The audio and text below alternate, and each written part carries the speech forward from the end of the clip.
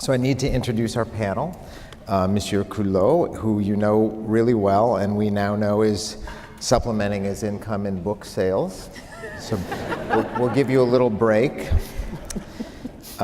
Julie Hacker is a former dancer, or maybe current dancer, an iron woman to Trial. So it's that person, but also known locally as the co-principal of Cohen Hacker Architects, exemplary designers of residences on the North Shore, and also serves on the Evanston Preservation Commission. Robert Adam, aka Bob Adam, who I learned this morning is head of the second largest classical architecture firm in Europe. Wishes it were first, but it's second apparently, and is a really funny guy, or what passes as being funny in England. So, and then last but not least, Bonnie McDonald, who is, if you can imagine, is kind of both a governor and a president in the preservation world, because she is our top dog, if you will, in preservation here in Illinois, is president and CEO of Landmarks Illinois, as well as chair of the board of the National Preservation Partners Network. So she is a double threat. So, and also an improv comedian. Yes.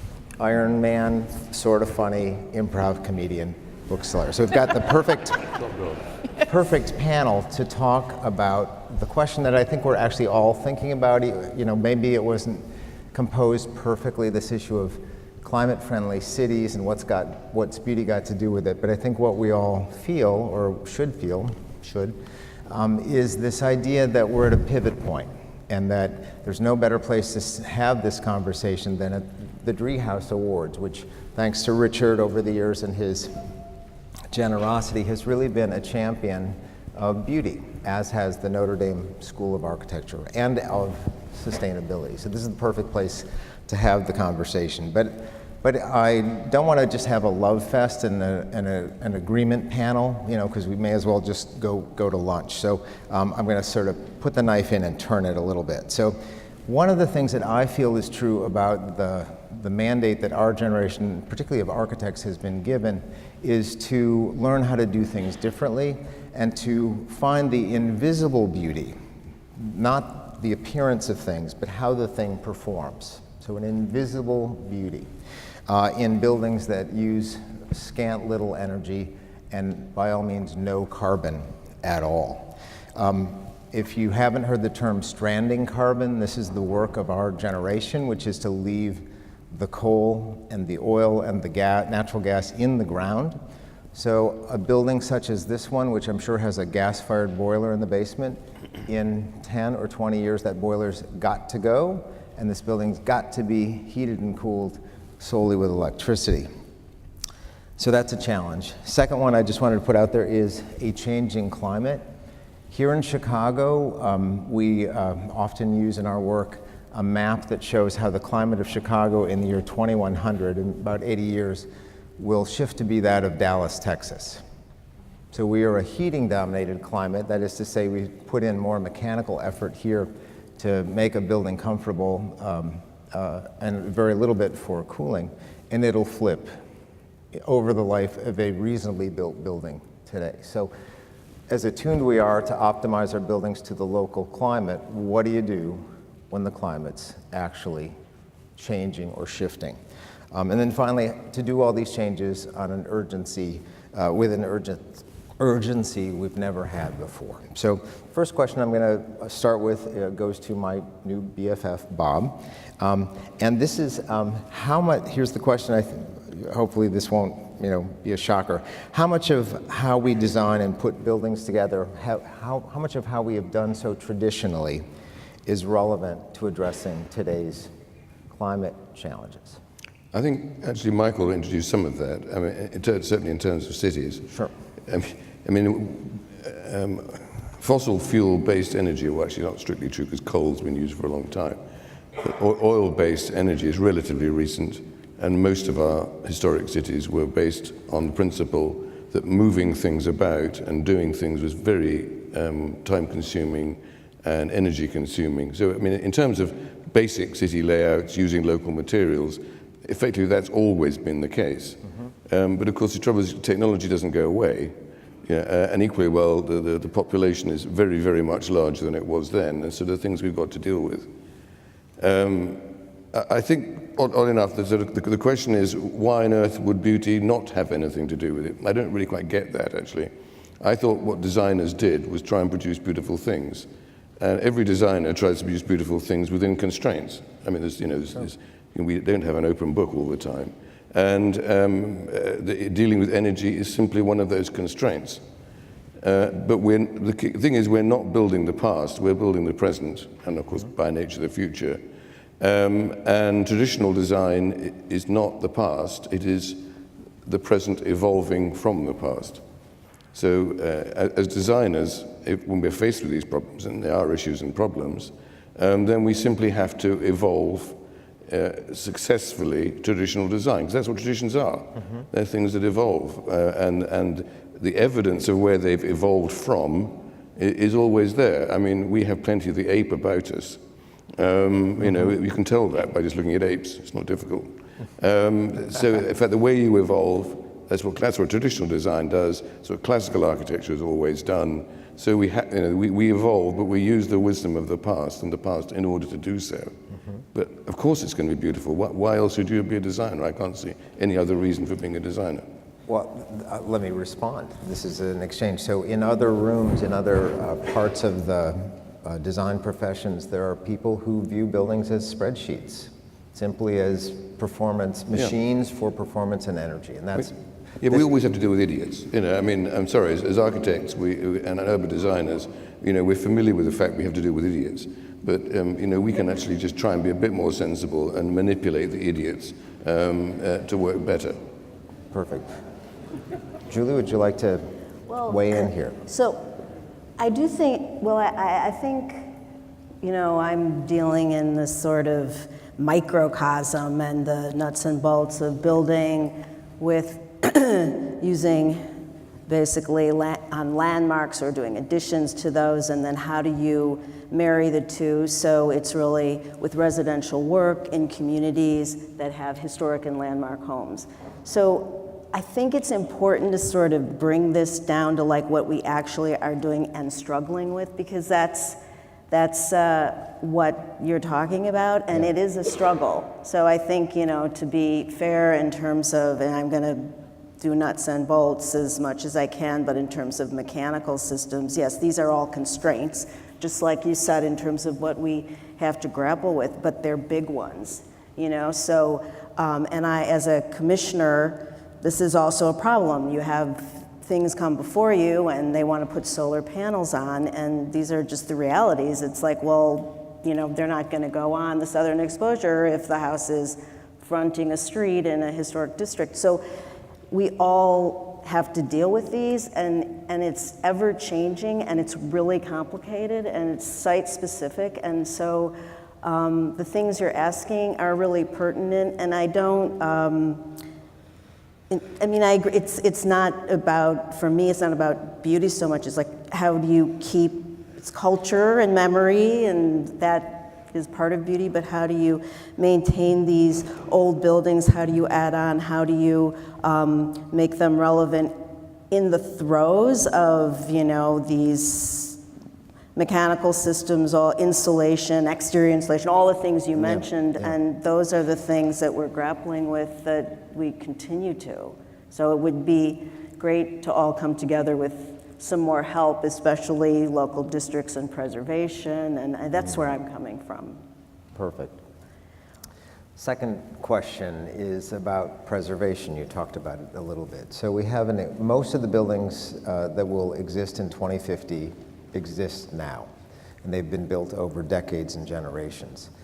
Some of them are better than others, and in my worldview, all of them need to be higher, better at this invisible beauty, the invisible beauty of, requiring very little energy. So Bonnie, as a planner and head of both state and national level preservation organizations, should we view preservation as a kind of anchor in the water, slowing down our progress, holding us back from the urgency of retrofits that we need to do, or how do you see this? Yes, thanks, Doug. To hear the quote that you just made about buildings being considered on a spreadsheet is very troubling, but I understand that the problem that we're working with here is global in scale, and so to try to contextualize that in a scalable way is quite difficult. But what I would come back to is that all buildings, all planning, all preservation is local. It's about its local context and how to address the problem and find the solution within that community.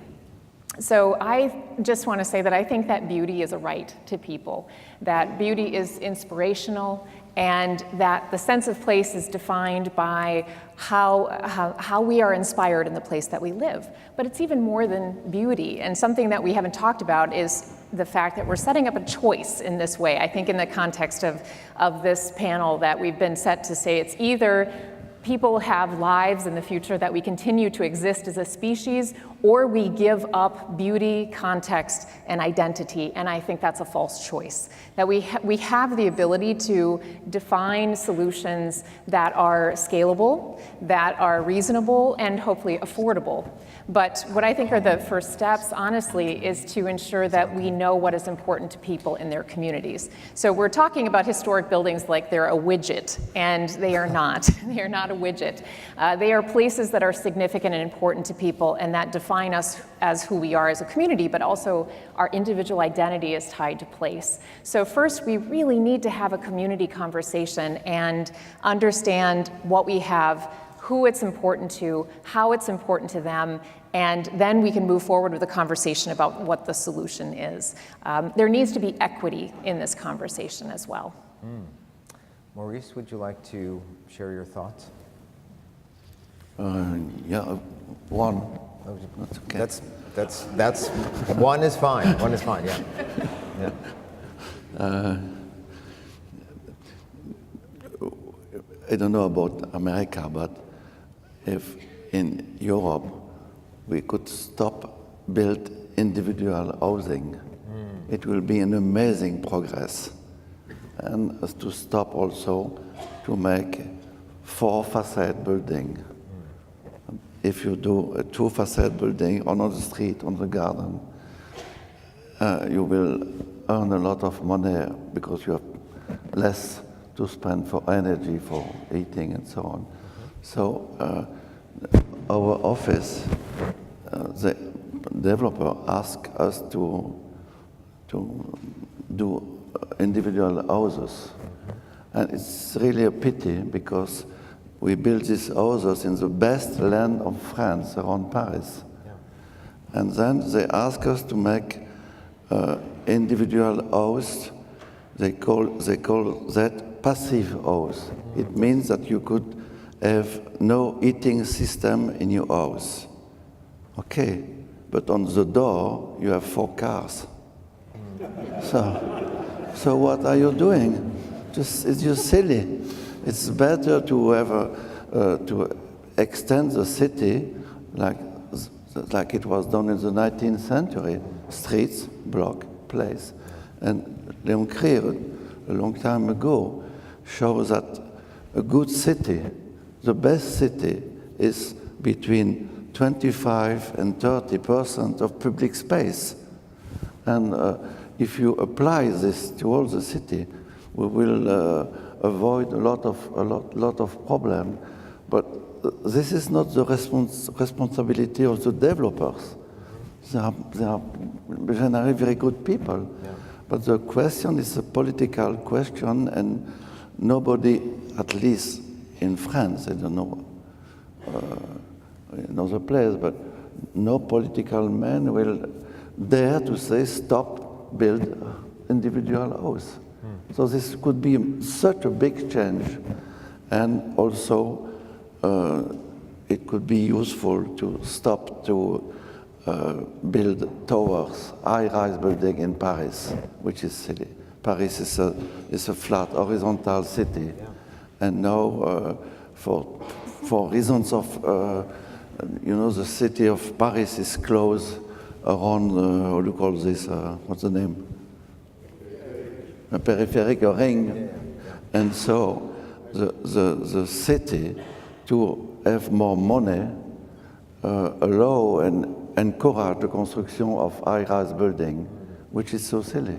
So these are simply political matters, and it's probably not very easy for the politics to, but as Léon recalled it a few minutes later, and if you succeed to build a public opinion, it's a lot of work, and it's not so easy, but I think it's the only way to have a public opinion to force the political force to change. It's not a question of bad architect, or sometimes yes, but the developers are not devils. You have simply to have good new rules about planning. It's not so complicated, in fact. It's easy. Do it. All right, I'm on board. I'm on board. Yeah, Bonnie. Thank you. Can I add to that? Because I think Maurice makes such an important point about the construction of new buildings and the context that really we can't build our way out of climate change. We are not here to destroy everything on Earth and build something new that we would consider to be sustainable. As Michael said in the opening, that of those percentages that he quoted, 20% for the actual building of the new building, which includes demolition costs if you're taking down something that was previous there, 25% to bring those materials to the site, and then 20% to operate. So if we're talking about trying to build all new green buildings, we're wasting essentially that embodied energy that we talk about in our existing buildings. So I think it's very important for us to remember that the design industry is there to, of course, to think about how to make buildings more green, but even within the context of our in the United States, how property is valued. It is valued on its highest and best use. So it is always pushing us to have something that is taller, newer, in order to value that property. So what I would say is that in thinking about global cities and climate change, that we mustn't think about it as building our way out and building a new city, but how do instead we think about what we do have? There was an interesting study, and then I'll end, here in Chicago, actually in the local context, 90% of the building stock in Chicago was built prior to 1960. That is an enormous number of existing buildings in our context. Most of them are masonry, of course, because of the Great Chicago Fire, 1871. There was a study by Adrian Smith Gordon Gill, who Adrian's name was already mentioned here today, during the recession when they didn't have as much work building super tall buildings in 2015, and they actually found that our masonry buildings, some indigenous structures, 3 flats, which are three building units in one building, and our courtyard apartments were actually more environmentally sensible and had the least energy use than the other building types, including tall buildings. So as we consider the performance of buildings, we do have to think the greenest building is the one already built, as we've heard before. And I'd like to add to that. Yeah, please. I think it's. I was going to agree with you. That's kind of clap. Thank you. You know. Okay. I mean, the truth is that there's a huge amount of sprawl in the States, probably more so than elsewhere, and it's kind of not going to go away. So it's an issue you've got to deal with. And I'm following your point. I think also Leo has done work, which I think is very important work, on how to intensify suburbs. Sure. So, I mean, the fact that suburbs are not going to go away, if they do, actually, that's another interesting disaster, because you have a lot of ruins lying about, you don't know what to do with them. Indeed. So that's actually quite pressing. How do you, if you like, citify the suburbs?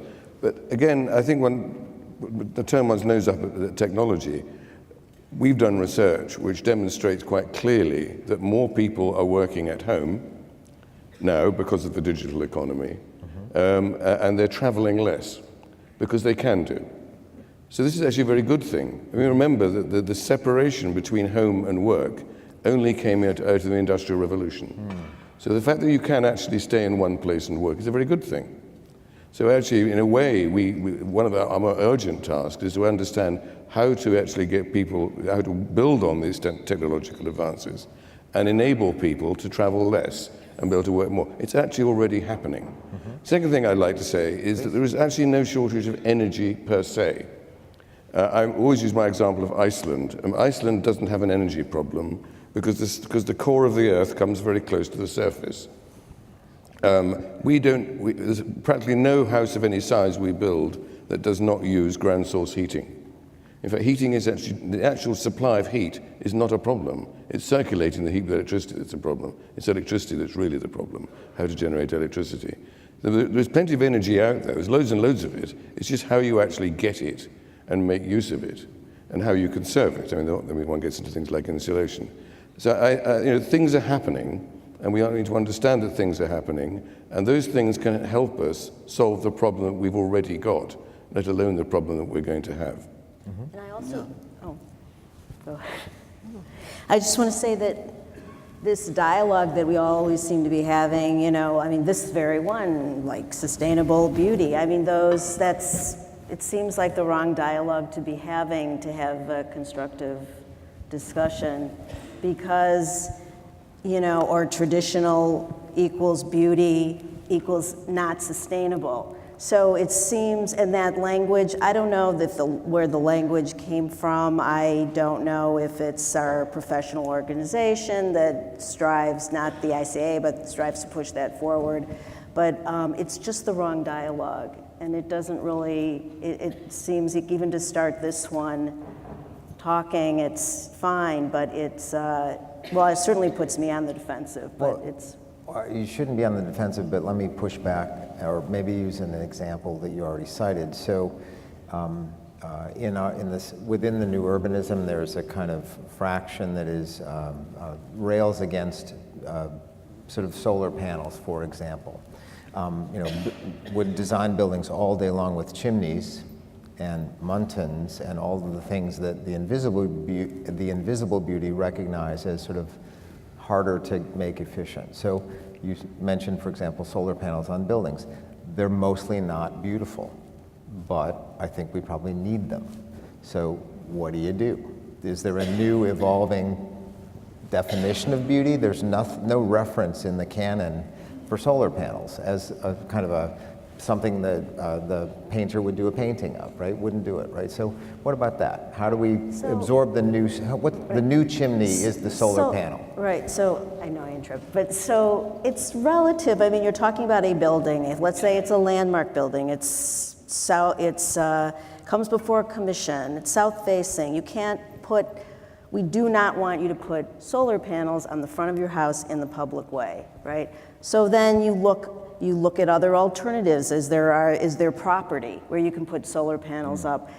Are the solar panels they're obviously less efficient. They wouldn't be on the north, but you look at other areas where they might be. You look at what they look like, what the roofing material is. I mean, all of these are particular, they're situations for particular buildings, and you can look at all of these. I'm not saying, the world isn't black and white. It's not, yes, solar panels, no, but I think you have to be really sensitive to where all of these elements are going. It's doable.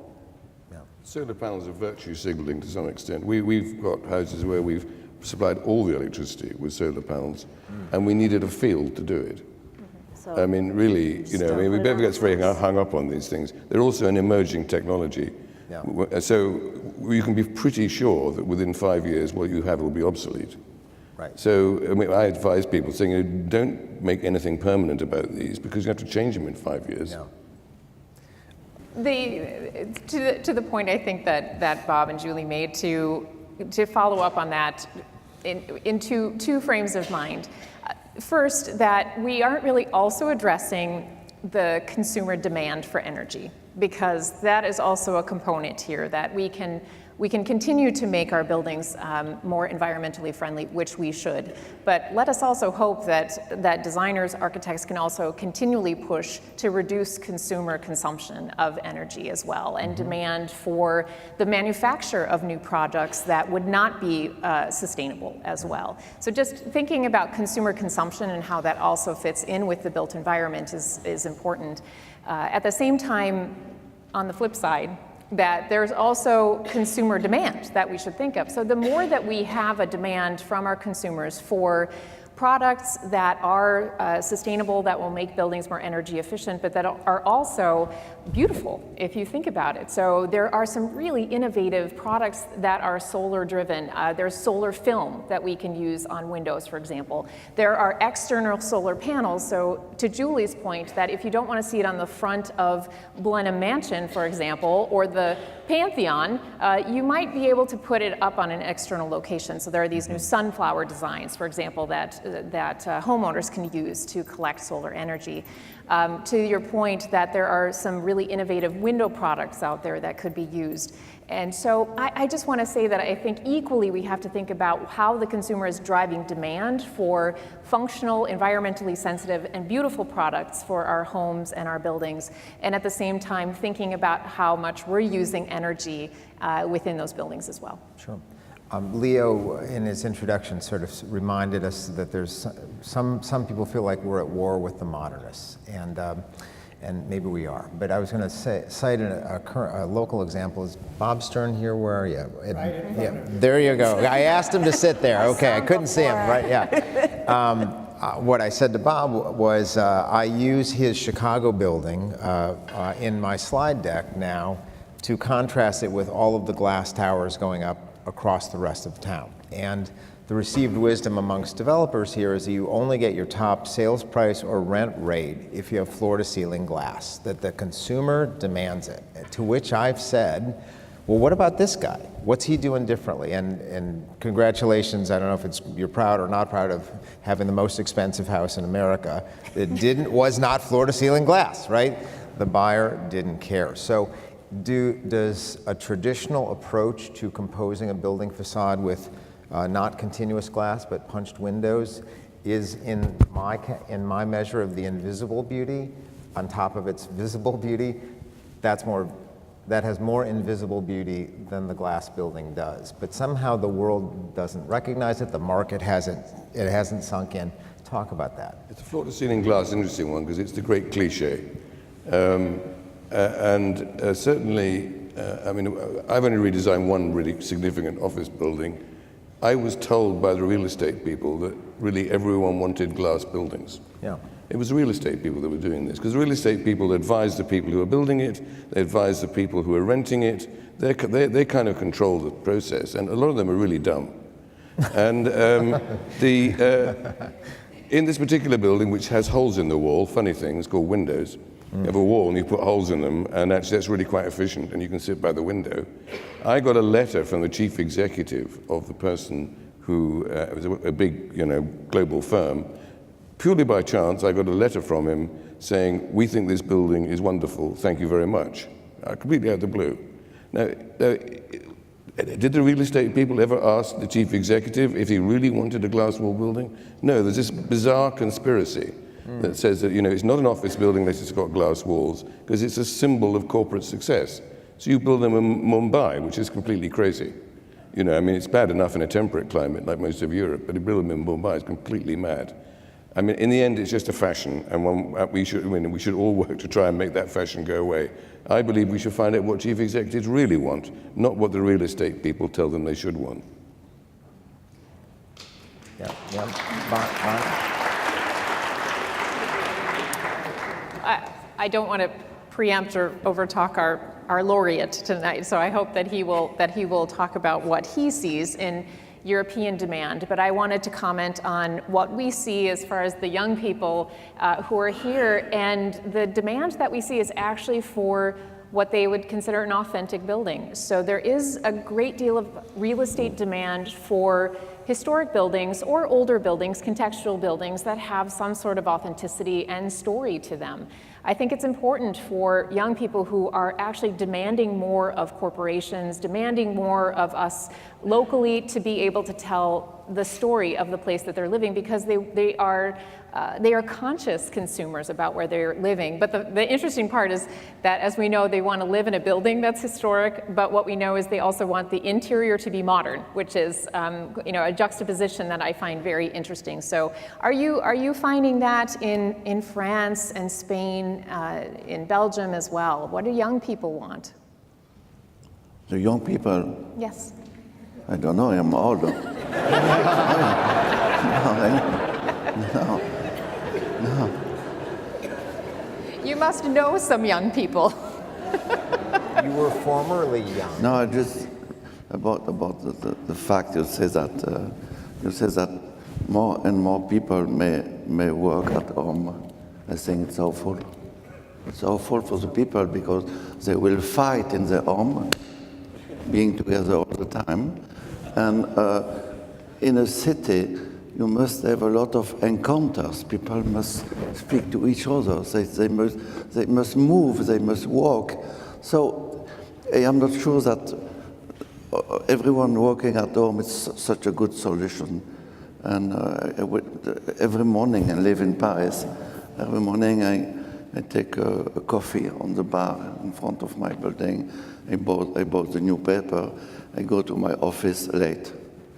So it's okay. No, So do the young people. So do the it's young late. people. And in my apartment in Paris, I have French window. And every morning you open the window and it's a exercise. Look, you do that. If you have a glass window that you could not open, you don't do any exercise. And no, and if you do a building with glass everywhere, you have to clean it. It's expensive and very dangerous because you have people. No, the best thing is to make not to work with other people, not. Some like to work in their home, but if it became something too general, it would be very dangerous because fraternity, this is a French word, fraternity about equality, but no, keep fraternity. This is very, very important, and this is a fraternity, in fact. And we met. Correct my point. I'm not saying they work at home all the time. And what happens is they work at home more. So the other thing, I mean, I take part a lot of, as people who do urban design do, you consult with people. And a lot of them say to me, yes, I work at home, but I get stir crazy. You know, I want to go and meet people. So what's very important is that if you can do a certain amount of work at home, but you have to be able to get out and see people. And this is the problem, is that the suburbs don't deliver that. They don't deliver that communal. So people are living in their houses. They say this to me. They say this, look, you know, I can work at home. It's very good. I don't have to travel so much, but I never meet anybody. It's terrible. So there's a balance in here between these things, because what we are now having to build in recognizing this, we recognize this is happening. It's not much huge we can do about it. Is to make sure that there are enough communal facilities and that the buildings are built well enough or close enough to one another that people can get out and meet other people. I'll quote one woman who said to me, she said, my husband, he works at home all the time, and he's joined the local gym. But he said he doesn't do any gym. He only wants to go there because there are other people having coffee.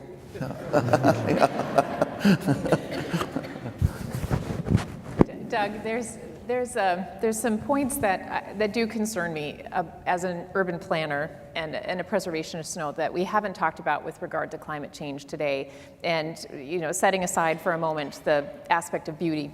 Yeah. And that is that our cities are of course becoming more and more populated, and by, I think, 2030, 2050, 70% of the world will live in an urban area. And there is an equity, pardon me, an equity issue there as well, because we will need density in order to fairly house all of the people that are living in global cities. And that puts great pressure on our low-scale, contextual, historic buildings as well. And there is where we have to make very difficult choices about how that is done, where that is done. And I think, again, the conversation with the community is tremendously important. But at the same time, the other issue I wanted to bring up for discussion is with regard to the very historic cities in the world that are right on the edge of the ocean, on the edge of a body of water that will be underwater. There are islands, I'm sure that you've all heard about, that are ancestral homes, and the people are buying land elsewhere in the world because they will no longer have a place that will be underwater. So that is something we're thinking about in the context of preservation in the United States, because our coastal cities, where we have some of the, the oldest extant historic buildings, this is not considering our Native American archaeology, but that they will be underwater. And so how to also think about that, and the very important role that we absolutely need to play in battling climate change here. So I bring that up as well. How do we make sure that we do consider density? Yeah. Perfect. I want to call on Bob and Maurice, the laureates. So you are in the prime of life, middle of your careers. And so I'd like you to direct to the balcony, to the next generation of upcoming architects, what you've done that they should emulate and what you've done that they should reconsider. Just professionally speaking.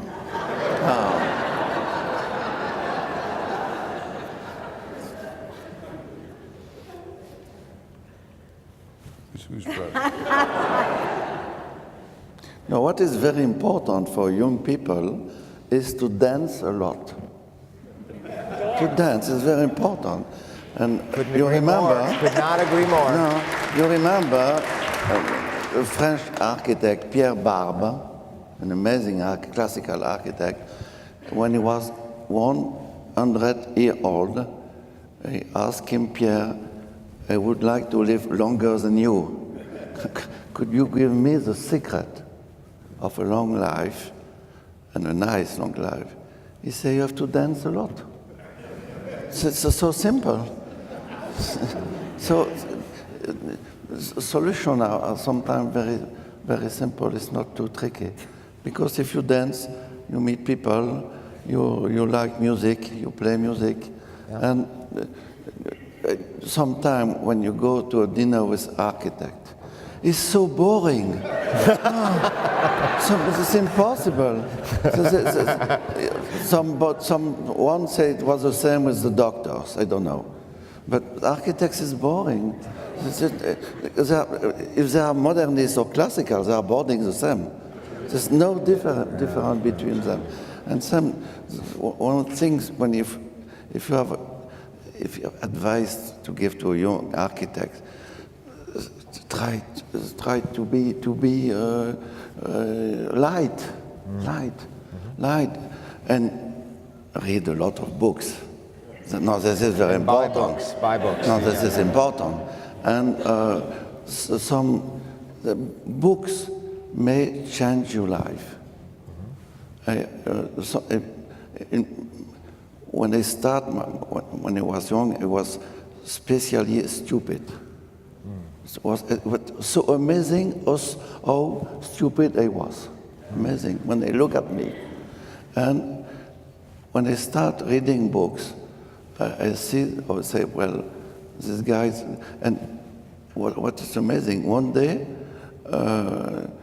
we were fighting in Brussels, and Léon joined us, and he explained us that it's not useful to fight like a fighter, but you must have a theory. And he gave us the weapons. He said a city is made of neighborhood. Mm-hmm. They have a dimension. It's the walking dimension. It looks so silly at the time because we think, we always say cars. Le Corbusier was making city with cars. And say, no, we could walk, and the size of the walk gives the size of the neighborhood. And Léon told us very simple things. With 5 ideas, Léon, you build a city. And this is a secret for students. If you build a city, if they ask you to build a city, you need 1 day. If you ask to build a neighborhood, you may ask a week. And if they ask you to make a building, take months. Because to build a city is so simple. If you use simple things, a street, a place, hierarchy, and so on, it's very simple. probably too simple, I don't know. But the Bretman, we do buildings that, yeah, I'm sorry, Bob, our buildings are not so good as yours. Because we do You're all right. we do cheap one, but our building fit along street and place, and this is for everybody. So we don't care too much if our apartment are not too good, because people do what they want in the apartment, so they take care of themselves. But what is important is to give a theater for the life of everybody. It's all, and this is a simple lesson. And why we like our city? Because it's so. Every morning we awake happy, we smile. And, well, not every morning, but no. But it's a way of life. We walk in the street, we meet people, we share ideas, Well, so it's simple, in fact. It's not useful to find an amazing solution. When I was in school, the teacher asked me, it was in the 60s, every morning they asked me to make a new window. A square one, there's one like this and one like this. It was impossible. We have to make new every day. But this is not useful at all. The new for the new is just stupid. And so I must admit that I don't live too much in my century. In fact, I did to you, but I was born in 1900. I am 19 years old. No, he's not. And this is voilà. I live in the 20s and the 30s. You know why, Bob? Huh? Because it was the best period for architecture and for car. Have you seen the car of Richard? He has an amazing collection of American cars. So beautiful. You could spend days looking at the car. Thank you very much, Richard, for the visit yesterday. Thank you very much. Maurice, I'm going to cut you off there. No. Kids got it? Dance a lot. Yeah, Bob, advice for the next gen? Well, the day you stop learning is the day you die. And I absolutely agree. Maurice is absolutely right. Don't just talk to architects. You know, you're absolutely right. A conversation with just architects, maybe like this one, can be very boring. Look at the arts, look at politics, economics, social things. Actually, they're the things that really make architecture. They're the first thing that happens. That's the advice I can say. Is and always be prepared to argue and debate, because a lot of the time you're not right, and other people will tell you you're not right. And the best way you get your ideas is by having other people challenge them. And my only advice is in the thing is that I don't do what I held back too much. I hold myself back too much. Don't do that. Just go for it. Can I just say, do the women here, even though we're much younger, than, do we get to say? Yes. Okay. Advice. I'm not really that much younger. Well, I am. I would say, get involved with your community and really learn in school, and I'm really a proponent of this, how to make an addition, how to do a remodeling. If you're going to go, if you're not, interested, if you're really interested in a small, which you may not be, but you may end up doing that when you get out of school, it is important to understand that. And because that's what a lot of us architects do as well as the bigger picture. But if you're involved with your community, you might have more fun, but you also will understand something about what's going on in terms of preservation, building, understanding community, what people want. I think that's it's easy to just get sort of introverted and do the work for the right person, think through the design and not really be involved. So I think we're all talking about involvement. Perfect. Bonnie, do you have a quick note to the balcony? To the balcony, I respect you all and the voice that you bring to the table because I think you have a lot of knowledge already, and I know that you can share it with us equally. I wish we could take a microphone up to you, but if you were asking me, what I would say is just get out and talk to the people that you're designing for, and that's probably a very simple idea that you already practice, but community-oriented design is really the most successful. So thank you, every one of you, for getting into this profession, which is vitally needed. Lightning round. Yeah, that's good.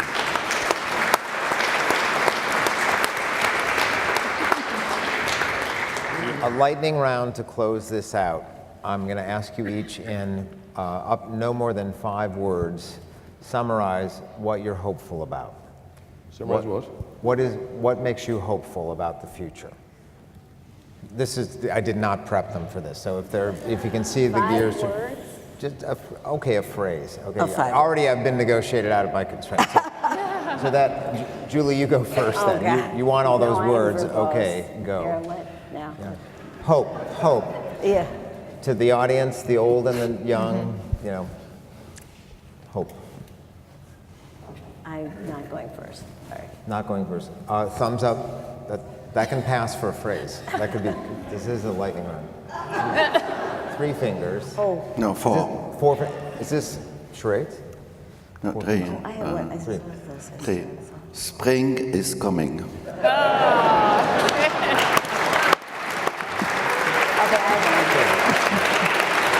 have one. Oh, I got one. Okay, I have stay thoughtful, flexible, and connected. Ooh. Okay. All right. Bob? So we connect. I think I got 4 words. That's fine. Ordinary people are intelligent. Ooh. Someone writing these down, these are good. And then Bonnie? The least hopeful. We don't have a choice. All right. I want to invite everyone to tonight's dance competition. And I want to thank our panelists today for an above average, interesting colloquium. So anyway, thank you all for listening, and we'll continue the conversation.